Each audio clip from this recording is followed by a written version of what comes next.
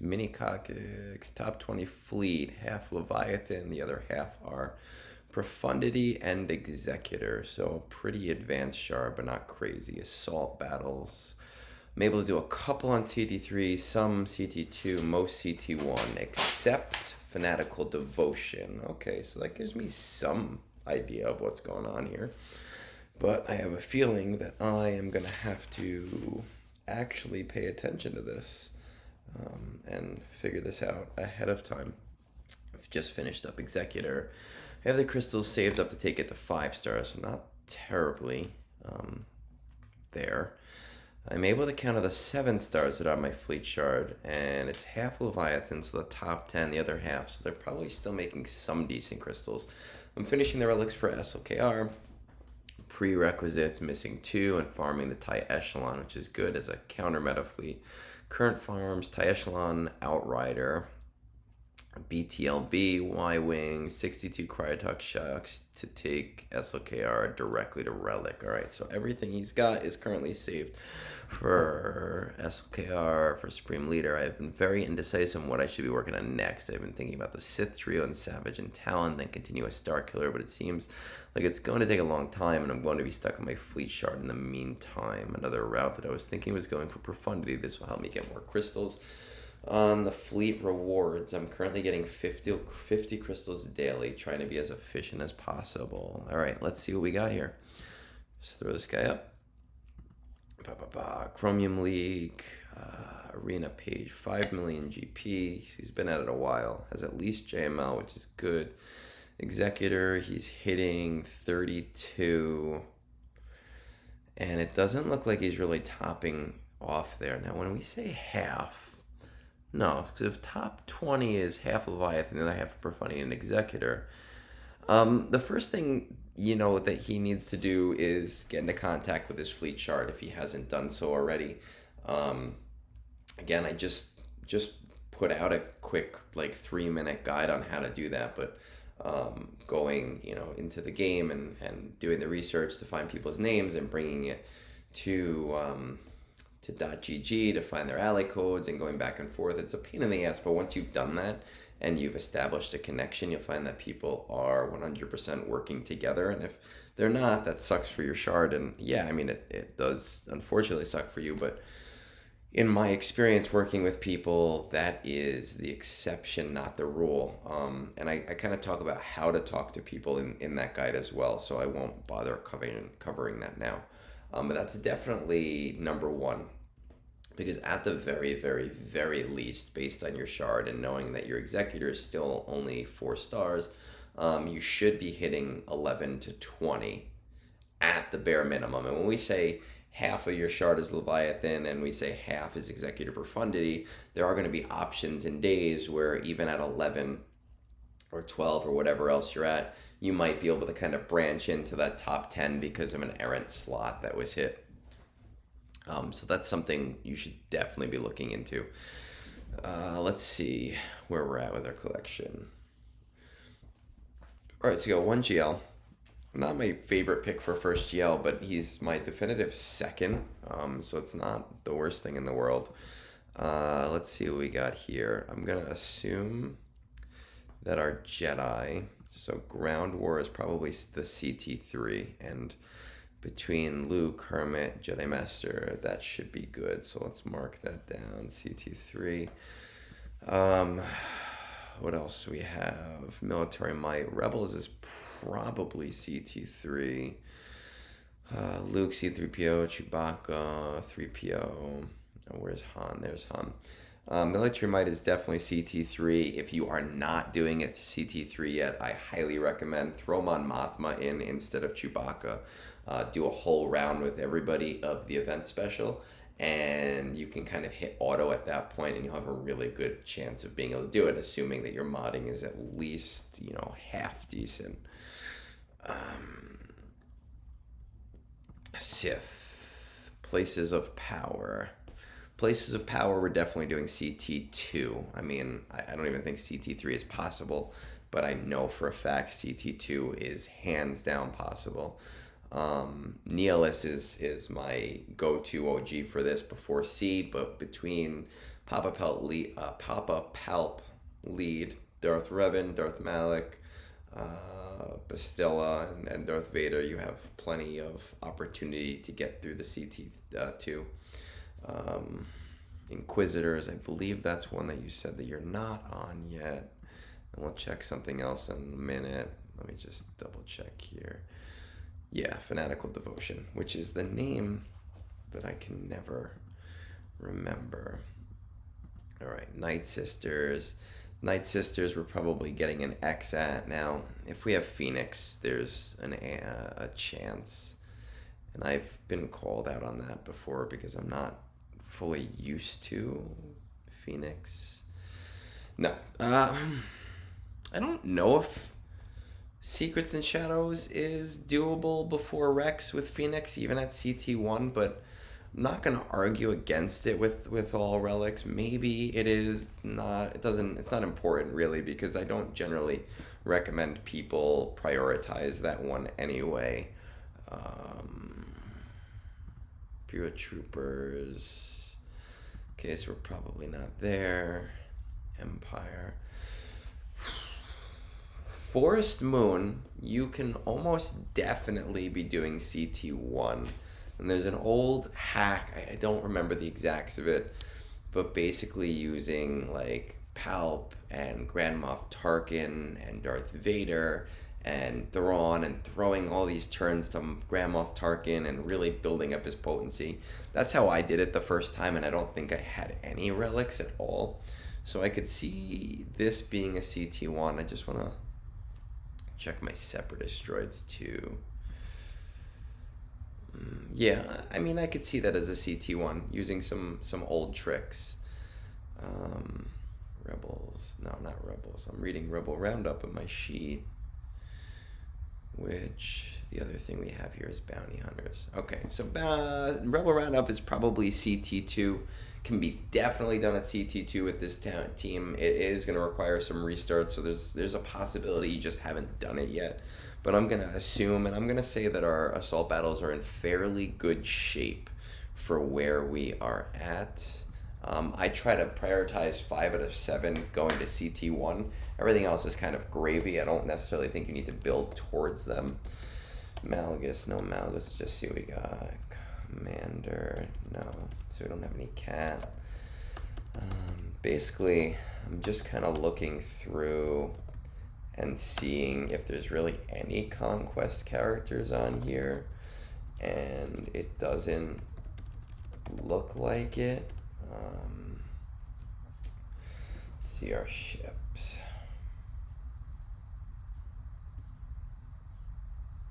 Right. Finally. Executors coming up. Okay. Alright, let's take a look at our Geo Gear needed.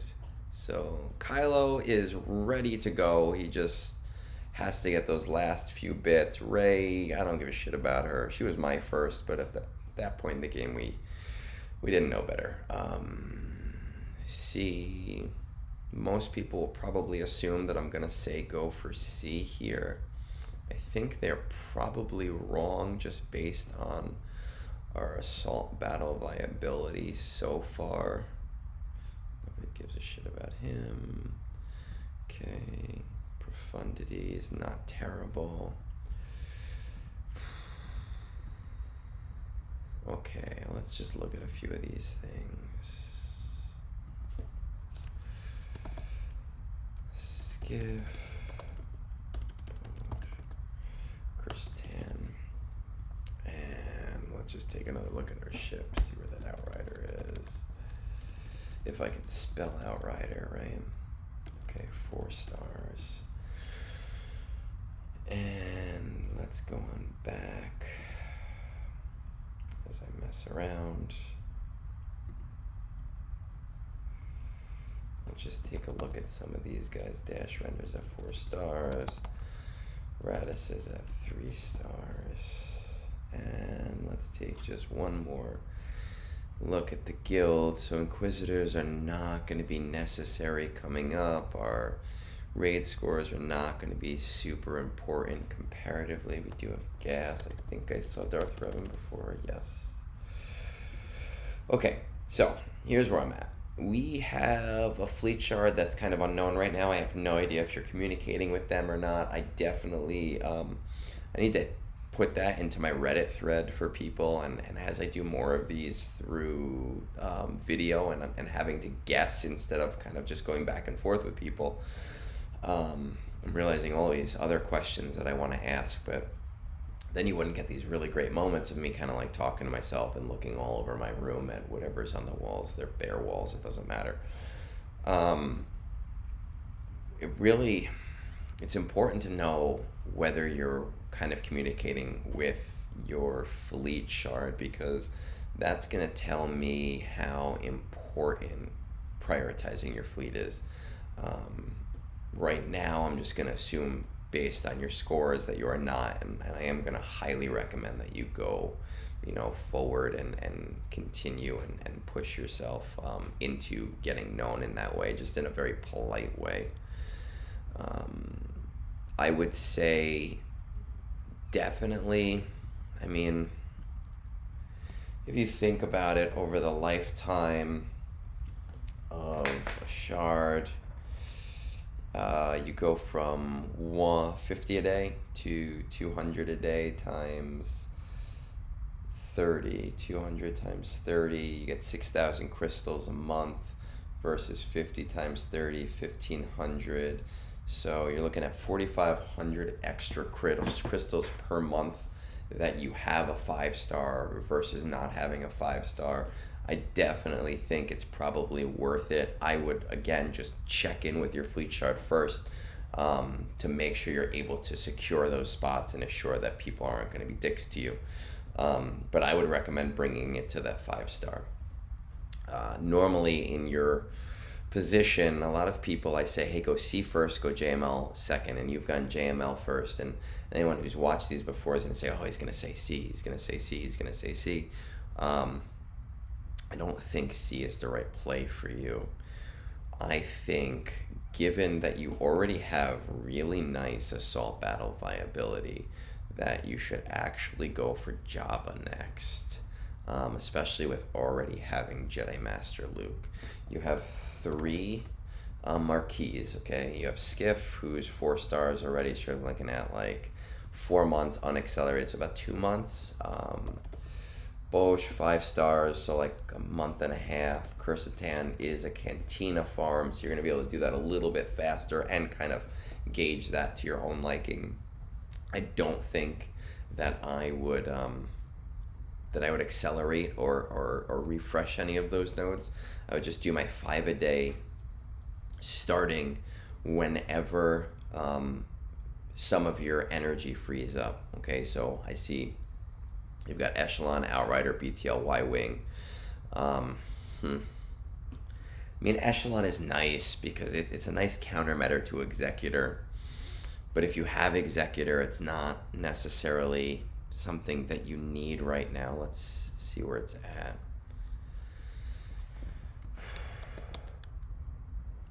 Two stars. Depending on the amount of energy you have in a day, I would maybe deprioritize that so that you can do Skiff and Bosch. I'm just going to pop into the game, and while it's loading, I think that they're both normal energy. I don't think either of them is fleet energy. I just want to be sure. So if you just hold and listen to this lovely elevator music. Ba-da-da-da-da. Ba-da-da-da-da, ba-da-da. Boo-dee-dee-dee-da-da-da-ba. Da-da-da-ba-da-da, ba-da-da. Do-do-dee-dee-dee-dee-dee-da. Ba-da-da. Oh, thanks for holding. Yeah, they're both normal energy, so I would really try to prioritize doing 5 battles on both of those a day. Quercetan you can hold off on a little bit longer if you need the signal data, because you can kind of speed them up and slow them down at your own leisure. the way that I like to do it when I don't necessarily need something right now is I do all of my refreshes on signal data, and then during the midday refresh you'll get about like 80-90 overall energy from the morning. I mean, that's because I'm up nice and early, and I'll use that towards whatever my Cantina farm is, so like 4, 5, 6 battles. Kirsten, I think, is an 8 node, so it'll actually give you a pretty decent amount. But now that I'm thinking about that, that might be Cal, so doesn't matter. It's still relevant. You can do it that way, or you can do it at the end. Really, in the end, it's not. There's no relevance to going one way or the other. I would start those now. As you start to finish out, because Outrider is going to be really important, Y-Wing is going to be really important. I actually do think that you should push towards Profundity and try to get that, not necessarily as soon as humanly possible, but on the quicker end. And I've said this before in videos, but with Leviathan leaving the meta probably July to August, Executor will be 3 years out from the meta. And at that point, I don't think it's going to be able to easily beat a 7-star ship. And as your fleet matures, more people are going to have Leviathan, and more people are going to be pushing towards the top end of the meta a little bit quicker. So I think having Profundity is a much safer bet. That's not a guarantee. We have no idea what's going to happen. We have no idea what ships are going to release. Maybe Executor is going to get some brand new fleet chase, which would be kind of cool. But with the information we have right now, it would be good to have a secondary weapon at your disposal that might have a better chance of pushing forward. And if I'm wrong about that, there's nothing bad about having 2 GL fleets, right? So I would go Jabba into Profundity, kind of working on the shards at the same time. And with the amount of signal data that's going to be needed, I don't think that any of those shards really need to be accelerated. Let's see where we are with Outrider, just to get an idea. Yeah, Outriders are 4 stars. You're looking at like 4 months. So off the top of my head, BTL Y-Wings at 2 stars. This really depends on how many refreshes you're doing. BTL, I might refresh once a day to bring it to 3 months to complete.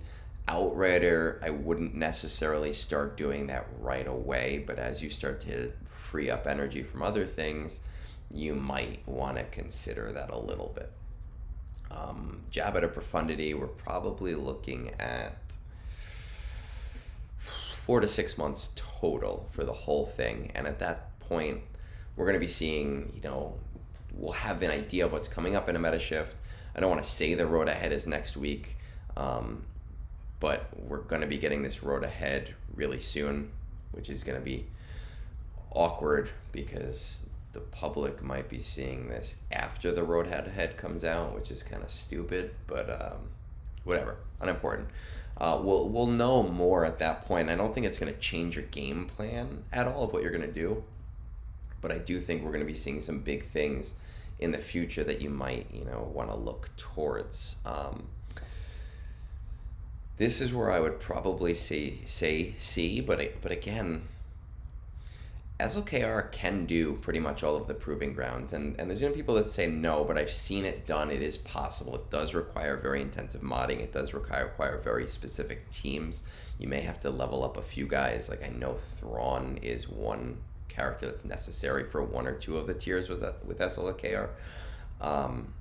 But you should be able to, once he's up and running at like R7, R8, do a predominant amount of those proving grounds to start getting some of those other characters out of the way. And at that point, I think that Leia might actually be not a bad idea. Let's see. Drogon we don't have. Scout we don't have. Oh, well, maybe not. Nessa we don't have unlocked. And who's the last one? Drogon, Scout, Nessa, and Rex. Who we doing?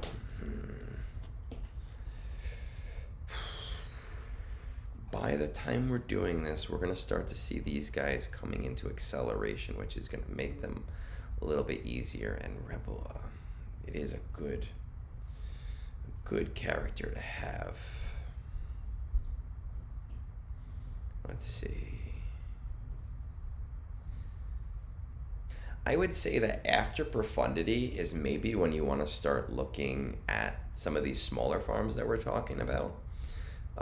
Finishing off Star Killer or doing the Sith Trio. And while you're doing that, while you're finishing those teams, start shard farming for Leia. 5 battles a day. This should be about the time where they're starting to accelerate. So while you're working on the Sith Trio and Traya and getting that Omicron, or if you have that Omicron, because I didn't actually look at that one, Omicron, build, son of a bitch, building that team or building the SLKR team, it'll give you a little bit of a reprieve from the GL grind.